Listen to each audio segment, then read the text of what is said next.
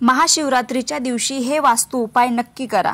महाशिवरात्रीच्या दिवशी पूजा केल्याने घरातील वास्तुदोष दूर होतात। अशा परिस्थितीत महाशिवरात्रीच्या दिवशी वास्तुदोष दूर करण्यासाठी कोणते उपाय केले जाऊ शकतात ते जाणून घेऊया। महाशिवरात्रीच्या दिवशी भगवान शिवाला अभिषेक केल्यानंतर अभिषेकाचे पाणी घरी आणावे।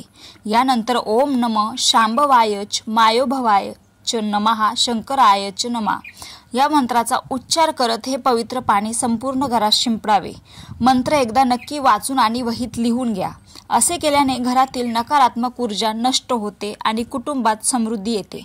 घरामध्ये परस्पर कलह, रोग किंवा इतर समस्या असतील तर त्या दूर करण्यासाठी घराच्या ईशान्य दिशेला रुद्राभिषेक करणे शुभ असते।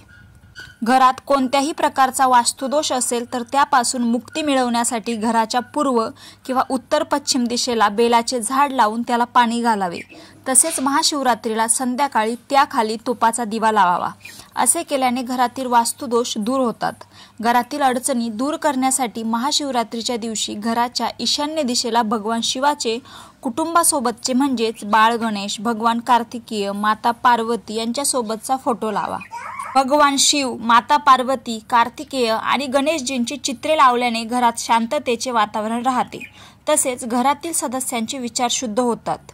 टिप: जर तुमच्या घरात बेलाचे झाड नसेल तर तुम्ही दुसऱ्या ठिकाणी तुम्हाला माहीत असलेल्या बेलाच्या झाडाला तुपाचा दिवा लावला तरी चालतो। महाशिवरात्रीच्या दिवशी हा उपाय नक्की करून बघा। बेलाच्या पानाचे उपाय: तुम्ही हे तर ऐकलेच असेल की बेलाचे पान महादेवांना प्रिय आहे। त्यामुळे तुम्ही महादेवांच्या पिंडीवर अनेक वेळा बेलाचे पान अर्पण केले असेल तर महाशिवरात्री दिवशी तुम्ही ते अर्पण करा आणि शिवलिंगावर बेलाचे पान ठेवून प्रार्थना करा आणि ते पान तुम्ही पुन्हा घेऊन तुमच्या खिशात पाकिटात ठेवा। यामुळे तुमच्या आर्थिक अडचणी नक्कीच दूर होतील असे समजले जाते।